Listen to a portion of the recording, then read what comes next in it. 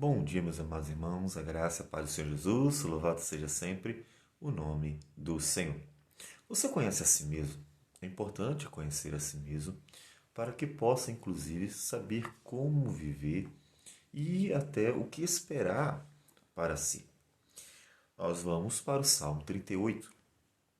E o Salmo 38, ele é uma confissão de Davi diante, inclusive, de aflições que foram é, dadas a ele como consequência de seus erros, como ele interpreta. E ele começa o salmo clamando, dizendo: Não me repreendas, Senhor, na tua ira, nem me castigues no teu furor. Gravam-se-me em mim as tuas setas, e a tua mão recai sobre mim. Não há parte sã na minha carne por causa da tua indignação. Não há saúde nos meus ossos por causa dos meus pecados. Davi tem consciência de pecado. Esse é um ponto muito importante da vida de Davi. É um homem que é falho, um homem que errou muitas vezes e que ele, uma vez que perceba o seu pecado, ele está disposto a confessá-lo. E veja que ele faz uma associação entre o seu pecado e aquilo que ele estava vivenciando. Porque entende que é justo que seja dado a cada um segundo suas obras, ou seja, ele errou. Então, nada mais justo que lhe seja dado o castigo.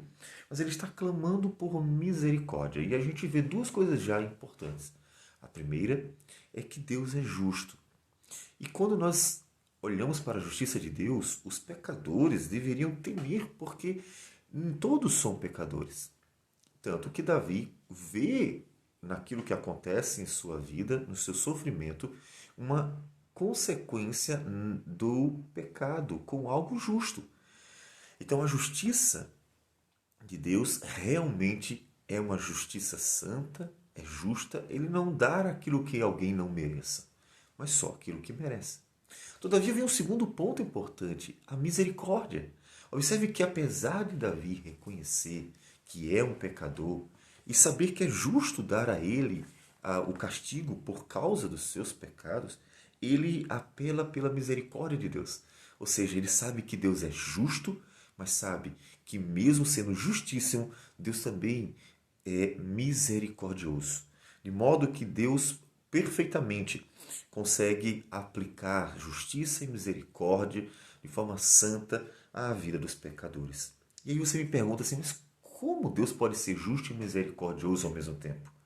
Como Deus pode fazer com que a justiça e a misericórdia andem lado a lado?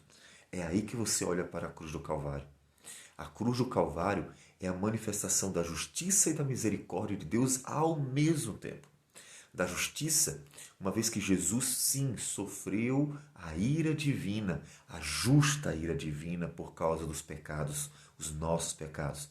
Jesus estava lá pagando o preço, Jesus estava sofrendo aquilo que fora feito como legítimo representante da raça humana, sendo ele homem como todos nós, para que sofresse a ira divina. Ou seja, Deus não fez nada injusto. Deus castigou aquele que se dispôs a ser castigado como representante do ser humano. Então a justiça de Deus estava lá. Mas no momento em que a justiça de Deus estava sendo sofrida por Jesus, e ele estava, portanto, pagando o preço, nós vemos a misericórdia de Deus presente ao mesmo tempo, porque ele estava fazendo isso para que aqueles que nele creem, aqueles que se entregam a ele, aqueles que confessam a ele, aqueles que reconhecem sua miséria, aqueles que olham para a cruz e veem na cruz exatamente o pagamento da justiça divina, esses recebam a misericórdia, o perdão, a gracioso perdão. Então, na cruz do Calvário, vemos exatamente as duas coisas. É por isso que justiça e misericórdia são ao mesmo tempo aplicados na cruz do Calvário. Davi aqui reconhece a justiça divina. Você reconhece? É importante que você reconheça que todos os pecadores são merecedores da justiça divina. que todos são pecadores e, portanto, é justo que se dê àquele que comete o pecado a punição devida. Porque somente quando você reconhecer o que você verdadeiramente merece, você reconhecer que o que você merece não é coisa boa, não é presentes e boas dádivas de Deus. Só quando você reconhecer a sua miséria, o seu pecado e que merece a ira divina, é que você então poderá confessar, reconhecer e clamar por misericórdia. Porque enquanto o homem acha que é bom, enquanto o homem acha que merece alguma coisa boa, por causa de uma besteira ou outra que fez e acha que aquilo é grande coisa, coisa demais, e acha que simplesmente Deus tem que dar a ele alguma coisa boa só porque ele deu uma esmolinha na rua, quando ele faz tanta coisa errada no dia a dia, comete tantos pecados no dia a dia. E quanto o ser humano se enganar achando que é uma coisa que não é, ele não vai se humilhar na presença do Senhor como Davi faz. Davi clama, Davi pede misericórdia, Davi conta sua aflição, sua angústia. E diz no versículo 9: na tua presença, Senhor, estão os meus desejos todos. E a minha ansiedade não te é oculta. Ele está clamando e pedindo auxílio, socorro e confessando os seus pecados. Versículo 18: confesso a minha iniquidade. Suporto tristeza por causa do meu pecado. Observe que ele não atribui injustiça a Deus. Ele não atribui mal a Deus. Ele sabe que o que ele merece é justo. E é por isso que ele confessa os seus pecados, para que Deus, na sua ira, tenha compaixão e misericórdia. Porque ele sabe que Deus é misericordioso. Ele sabe que Deus também é misericordioso. Jonas tem uma afirmação magnífica. Ele, o profeta Jonas, ele quando vê que a cidade de Nínive estava diante de Deus, esperando para ver se Deus iria derramar sua ira ou sua misericórdia, ou seja, esperando para ver se eles iam se arrepender, diz Jonas capítulo 4, versículo 2: e orou ao Senhor e disse: ah, Senhor, não foi isso que eu disse estando ainda na minha terra? Por isso me adiantei fugindo para Tarsis, pois sabia que és Deus clemente e misericordioso, e tardio em irar-se, e grande em benignidade, e que te arrependes do mal. Ele sabia que Deus estava disposto a perdoar os pecados de uma nação inteira que viveu na idolatria. Ele sabia que Deus estava disposto a ter compaixão daquele povo. E por isso, então, ele estava com raiva, que ele não queria que aquele povo inimigo dele tivesse aquele livramento da ira divina.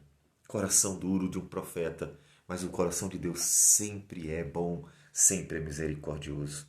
Davi encerra o salmo dizendo: não me desampares, Senhor, Deus meu, não te ausentes de mim. Apressa-te em socorrer-me, Senhor, salvação minha.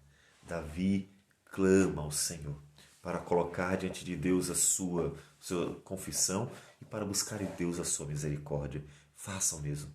Não finja que não precisa da misericórdia de Deus.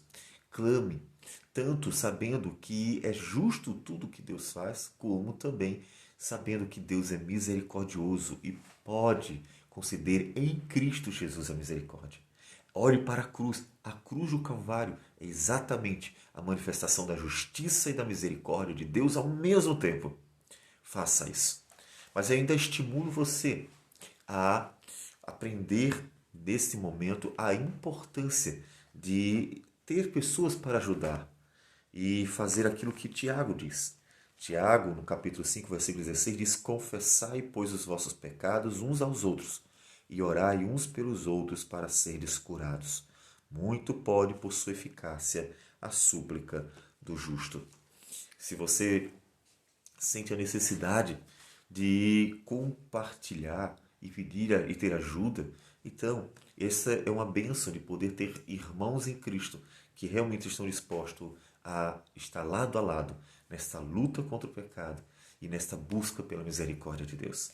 E faça isso, então, dentro também dessas relações, para que a sua vida possa ser abençoada por estar constantemente andando em sinceridade diante do Senhor. confessai os vossos pecados, porque Deus é misericordioso em todo o tempo. Vamos orar ao Senhor. Senhor Deus amado, obrigado por tudo. Como é bom, Senhor, como é misericordioso. E a nossa esperança em Ti se apoia exatamente nas Tuas misericórdias que o Senhor nos revela.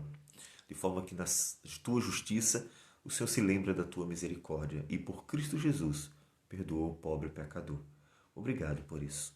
Que o Senhor Deus nos abençoe com Tua graça e misericórdia todos os dias. É o que nós oramos, gratos em nome de Jesus. Amém, Senhor. Que Deus abençoe a todos e um bom dia.